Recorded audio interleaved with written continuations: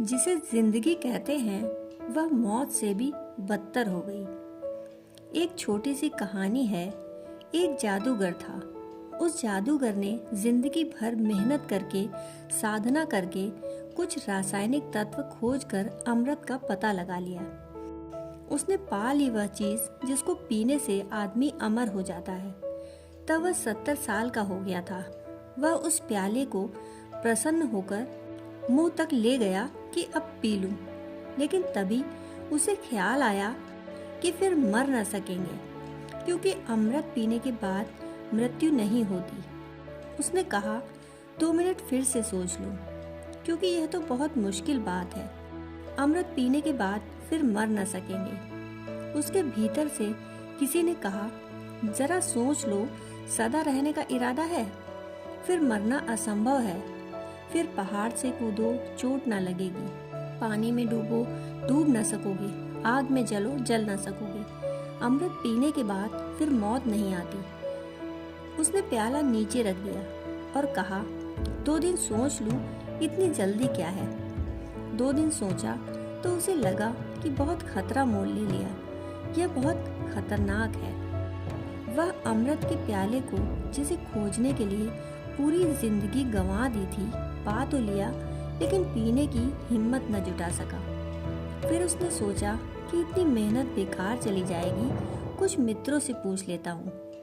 वह जिस मित्र के घर गया वह खुश हुआ कि धन्य भाग, आओ आओ, लेकिन पीने से पहले उसने पूछा, भाई तुम खुद क्यों नहीं पीते।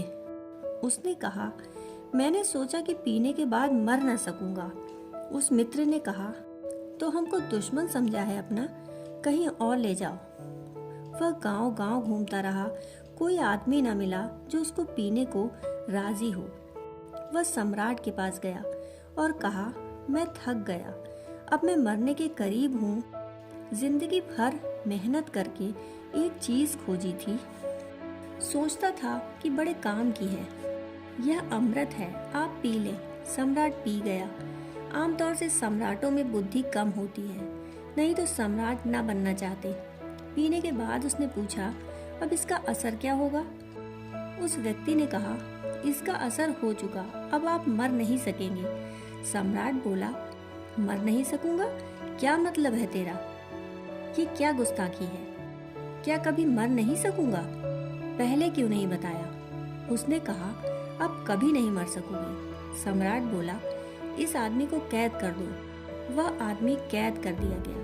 वह कैद में मर गया। सम्राट के बेटे बड़े हुए, मर गए, पत्नियां मर गईं, बेटों के बेटे मर गए, बहुएं मर गईं, उनके भी बेटों के बेटे मर गए, लेकिन सम्राट था कि मरता ही नहीं। सम्राट एक प्रेत छाया की तरह घूमने लगा। सारा गांव चाहता है कि वह मर जाए, सारा घर चाहता है कि वह मर जाए, क्योंकि उसको कोई प्रेम करने वाला न बचा, उससे किसी का कोई संबंध न रहा। उससे लोग डरने भी लगे, भागने भी लगे। उससे इसलिए डरने लगे कि इस आदमी के पास भी होना खतरनाक है। पता नहीं यह कैसा आदमी है, यह मरता क्यों नहीं। उसके घर के लोग उससे बात न करते, क्योंकि कई पीढ़ियों का फासला हो गया था। वह पहाड़ों से गिरता, आग में कूदता, जहर पीता, वह छुरा मारता, लेकिन मरता नहीं। वह एक ही प्रार्थना करता है, सब तरह के मंदिरों में जाता है, गिरजों में जाता है, मस्जिदों में जाता है। कोई भगवान सुन ले, मुसलमान का सुन ले, ईसाई का सुन ले, हिंदू का सुन ले, कोई नहीं सुनता उसकी। वह कहता है, मुझे मरना है। मस्जिद सुनसान खड़ी रहती है, चर्च में चिल्लाता है, मुझे मरना है यीशु, लेकिन कोई आवाज नहीं आती। मंदिर में पुकारता है, कृष्ण राम कोई मेरी सहायता करो, मुझे मरना है, कोई उत्तर नहीं आता। भगवान को पुकारता है कि मुझे मरना है, लेकिन भगवान की फाइल में भी कोई उत्तर नहीं। लोग सदा एक ही पुकार करते रहे थे कि हम मर न जाएं, उसका तो उत्तर है भी, लेकिन किसी ने कभी पूछा ही नहीं था कि मुझे मरना है।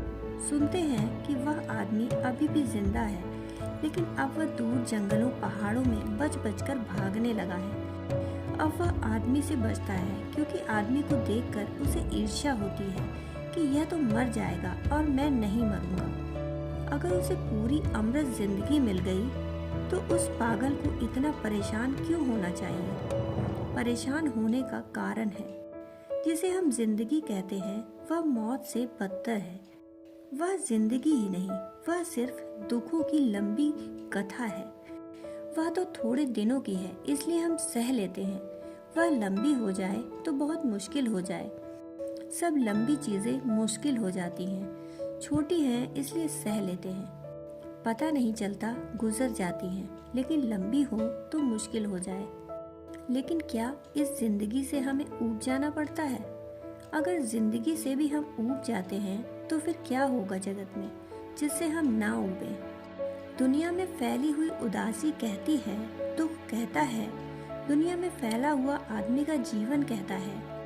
रोज आदमी आत्महत्या करने को उत्सुक है, जीने को उत्सुक नहीं। कितने लोग ऐसे हैं जो जीना नहीं चाहते, मर जाना चाहते हैं। प्रति सेकंड जमीन के किसी कोने पर एक आदमी आत्महत्या कर लेता है और यह संख्या बढ़ती ही जाती है। जिंदगी का रस खोता जाता है, जिंदगी उदास होती चली जाती है। आदमी पूछने लगा है, जिंदगी का अर्थ क्या है, क्यों जिए हम?